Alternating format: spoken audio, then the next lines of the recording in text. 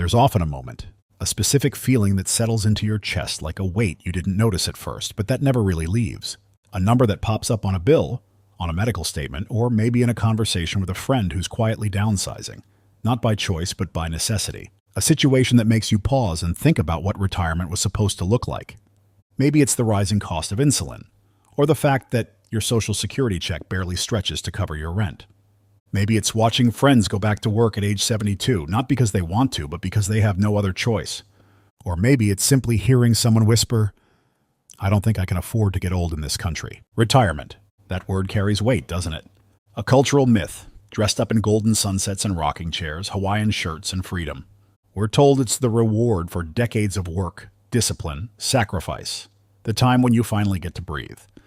But behind that glossy picture, there's a line in the sand that too often separates dignity from neglect, dependence from quiet despair, and security from stress. We're sold a narrative of comfort and rest. But what if that narrative is not only outdated, but a dangerous illusion? What if the reality of retirement in America is far more precarious, frustrating, and yes, infuriating than most people are willing to admit? And what if the growing wave of older Americans moving abroad isn't just about cheaper groceries or better weather, but something more profound, more political?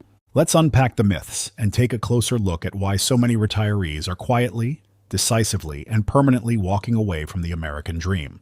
Let's start with what people assume this is about: the cost of living. Because yes, on the surface, it absolutely makes sense. Dollars stretch further in Mexico, in Portugal, in Vietnam. Housing is more affordable. Healthcare isn't a financial death sentence. Groceries don't make you do math in the aisles. The numbers alone are persuasive. But the fear that drives this exodus, that deep, gnawing anxiety that you'll outlive your money, or worse, your usefulness, goes far beyond budgeting apps and spreadsheets. You see, it's not just that healthcare costs in the US are outrageously high. It's that the entire system feels rigged against you. Even with Medicare, many retirees find themselves buried in copays, out-of-pocket expenses, and surprise bills that no one can explain but everyone is expected to pay. Yes, the cost of living matters, but it's the cost of aging in America, financially, emotionally, socially, that becomes unbearable. And here's the part no one talks about. What happens when you leave? When retirees move abroad, they don't just find affordability, they find humanity. In countries like Portugal, Mexico, and Costa Rica, the elderly aren't treated as obsolete burdens. They're part of the rhythm of daily life. They are seen, not tolerated.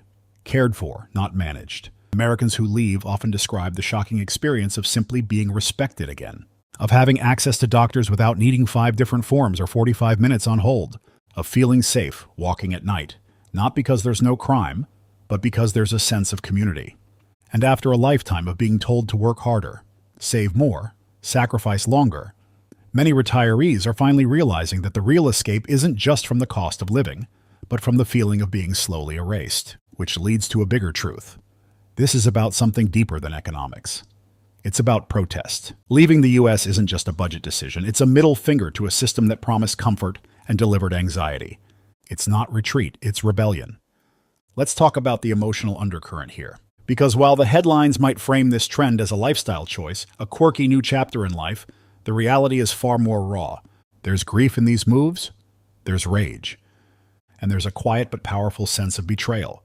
The American retirement dream was supposed to be a contract. You work hard, pay taxes, raise kids, play by the rules, and in the end, you get safety.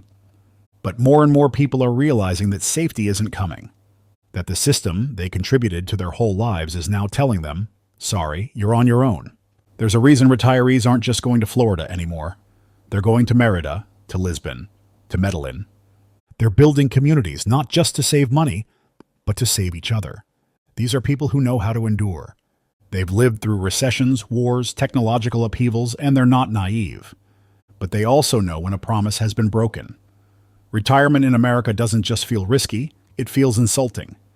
Being asked to scrape by while billionaires pay zero taxes, being told there's no money for universal health care while bombs are funded by the billions. They're leaving, but not quietly, not with regret, but with a strange kind of hope and a message. When retirees move abroad, their perception of aging shifts. They stop seeing themselves as liabilities and start reclaiming the idea of possibility. And that shift isn't just external, it changes how they feel, how they carry themselves, even how they relate to their own bodies. In the US, aging is framed as decline.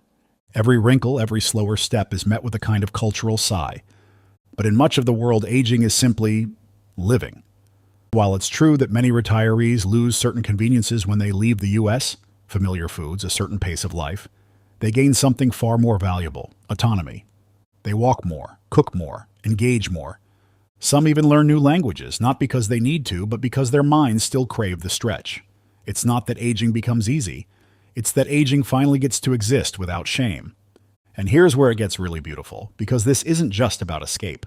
It's about discovery. When retirees settle into new countries, they often find unexpected strengths, connections, and even careers. They rediscover creativity, painting, writing, building, gardening, not as hobbies, but as essential parts of daily life. They build intergenerational friendships, often with locals and fellow expats, forming social networks that are rich and real. They become more active, not because they're forcing it, but because the environment encourages it. And most importantly, they find peace. Not perfection, not paradise, but a kind of peace they didn't know was missing. These aren't consolation prizes. They're real victories, hard-earned, quietly claimed, deeply felt. They're the growth rings of a different kind of retirement, one shaped not by fear, but by intention. How do retirees build this new life abroad? What makes it work? What keeps it from becoming just another chapter of quiet struggle? The keys are surprisingly simple. Connection over consumption. In many expat hubs, life revolves around relationships, not retail. That shift alone is healing. Purpose through contribution. Many retirees volunteer, teach, or start small projects. They remain useful, not in the capitalist sense, but in the human one. Adaptability over control. Living abroad teaches you to bend, to be patient, to get comfortable with not always understanding everything. Health through simplicity, real food, walkable streets, fewer toxins. These things aren't glamorous, but they keep people thriving. Community over isolation. This might be the biggest one. When people are seen, they live longer. They live better. Retirement outside the US is far removed from the tired narrative of rocking chairs and quiet decay. It's not about running away. It's about choosing differently. It's about saying, if you won't value me, I'll go somewhere that does. And yes, some parts of life get harder with age, but others, clarity, resilience, self-respect, get sharper. The biggest myth isn't that aging brings loss. It's that aging makes you powerless. The truth, you're not broken. You're not irrelevant. You're not done. For many, the moment they leave the US is the moment they stop surviving and start living again. The question isn't why are they leaving? It's why are so many still staying?